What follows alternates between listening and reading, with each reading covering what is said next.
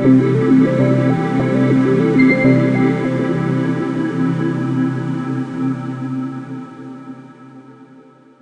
generasi smart, kali ini kita akan belajar biologi mengenai faktor yang mempengaruhi pertumbuhan dan perkembangan tumbuhan.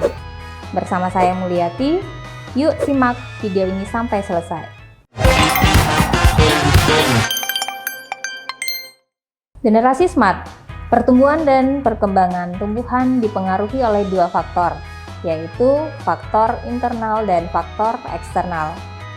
Faktor internal mencakup gen dan hormon, sedangkan faktor eksternal mencakup nutrisi, suhu, cahaya, kelembaban, dan air.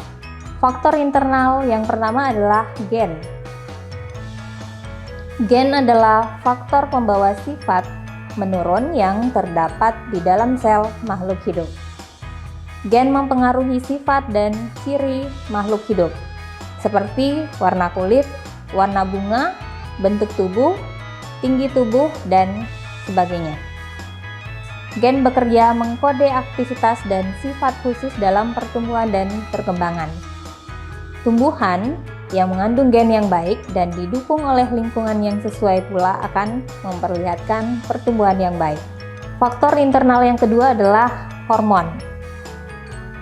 Hormon merupakan zat yang berfungsi mengendalikan berbagai fungsi dalam tubuh. Meskipun kadarnya sedikit, namun hormon sangat berpengaruh dalam suatu pengaturan berbagai proses dalam tubuh. Adapun hormon yang mempengaruhi pertumbuhan dan perkembangan tumbuhan antara lain auksin, sitokinin, giberalin, asam absisat, dan etilen. Hormon auksin. Hormon auksin ada dalam tubuh dengan jumlah yang sangat sedikit. Hormon ini disintesis pada jaringan meristem apikal, yaitu jaringan yang sel-selnya aktif membelah. Meristem apikal terletak pada ujung akar, ujung batang atau daun. Hormon sitokinin. Hormon sitokinin di sini berfungsi memacu pembelahan sel serta mempercepat pembentukan akar dan tunas. Hormon yang ketiga, hormon giberelin. Giberelin berfungsi merangsang pembelahan dan pembesaran sel serta perkecambahan biji. Pada tumbuhan tertentu, giberelin dapat menyebabkan munculnya bunga lebih cepat. Hormon asam absisat. Pada musim gugur, beberapa tumbuhan menghentikan pertumbuhan pada meristem apikal batang atau pucuk batang dan mengubahnya menjadi kuncup dorman pada musim gugur. Asam absisat berperan dalam proses peruntukan daun. Hormon etilen. Etilen berperan untuk menghambat pemanjangan batang, mempercepat pematangan buah, dan menyebabkan penuaan daun. Pada umumnya, setiap buah mampu memproduksi etilennya sendiri. Asam tromalin. Tanaman mampu memperbaiki kerusakan atau luka yang terjadi pada tubuhnya. Kemampuan tersebut dinamakan regenerasi atau restitusi, yang dipengaruhi oleh hormon luka atau asam tromalin. Hormon asam tromalin pertama kali dipelajari oleh Haberland, di mana percobaan yang dilakukan pada jaringan tanaman yang dilukai lalu dicuci bersih, ternyata bekas bidang luka tidak membentuk jaringan baru. Sedangkan pada jaringan luka yang dibiarkan terbuka, terbentuk jaringan baru di dekat luka. Peristiwa penutupan luka ini hanya terjadi pada tumbuhan dikotil. Pada tumbuhan monokotil, tidak terjadi penutupan luka jika batang tumbuhan terluka. Hal ini bisa diperhatikan pada batang pohon kelapa yang sengaja dilukai pada saat membuat panjatan sebagai pijakan kaki. Jaringan yang terluka tidak pernah tertutup kembali. Begitu juga dengan tanaman karet yang disadap getahnya dengan cara menyayat kulit batang karet. Kulit batang karet tersebut dapat sembuh dan memperbaiki jaringannya karena peran asam tromalin.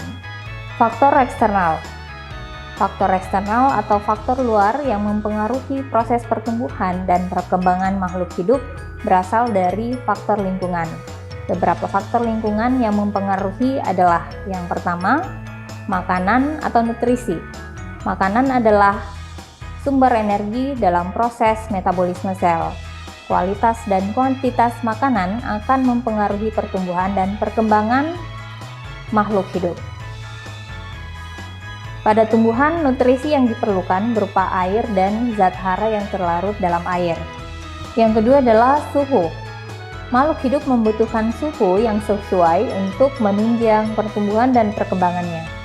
Tumbuhan menunjukkan pengaruh yang lebih nyata terhadap suhu. Contohnya, padi yang ditanam pada awal musim kemarau, suhu udara rata-rata tinggi. Lebih cepat dipanen dibandingkan padi yang ditanam pada musim penghujan dengan suhu udara rata-rata lebih rendah. Yang ketiga adalah cahaya. Cahaya berpengaruh terhadap pertumbuhan dan perkembangan makhluk hidup. Tumbuhan sangat membutuhkan cahaya matahari untuk fotosintesis. Namun keberadaan cahaya ternyata dapat menghambat pertumbuhan tumbuhan karena cahaya dapat merusak hormon auksin yang terdapat pada ujung batang. Yang keempat, air dan kelembaban. Air dan kelembaban merupakan faktor penting untuk pertumbuhan dan perkembangan. Air merupakan tempat berlangsungnya reaksi kimia di dalam tubuh. Tanpa air, reaksi kimia di dalam sel tidak dapat berlangsung, sehingga dapat menyebabkan kematian. Kelembaban adalah banyaknya kandungan uap air dalam udara atau tanah. Tanah yang lembab berpengaruh baik terhadap pertumbuhan tumbuhan. Kelembaban juga sangat penting untuk mempertahankan stabilitas bentuk sel.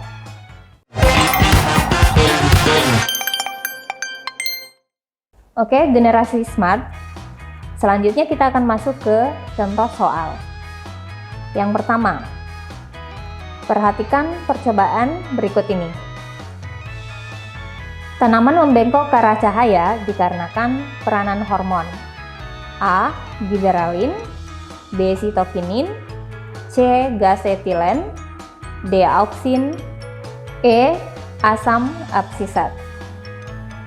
Jika generasi smart mendapatkan soal seperti ini, maka kunci jawabannya adalah D, yaitu auksin.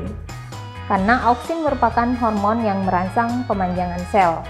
Kerja auksin akan optimal jika berada di tempat gelap dan terhambat jika terpapar sinar matahari. Soal nomor 2. Perhatikan gambar perbandingan A dan B berikut ini.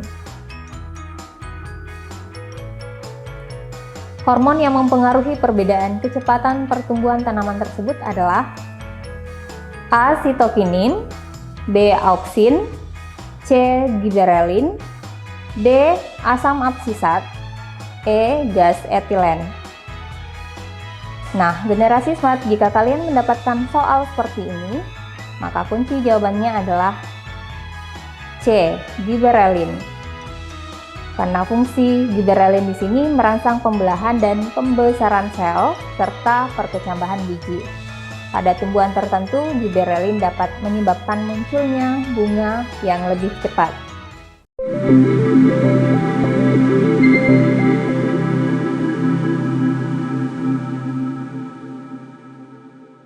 Semoga membantu ya generasi smart. Sampai ketemu pada pembahasan materi selanjutnya. Salam Smart School.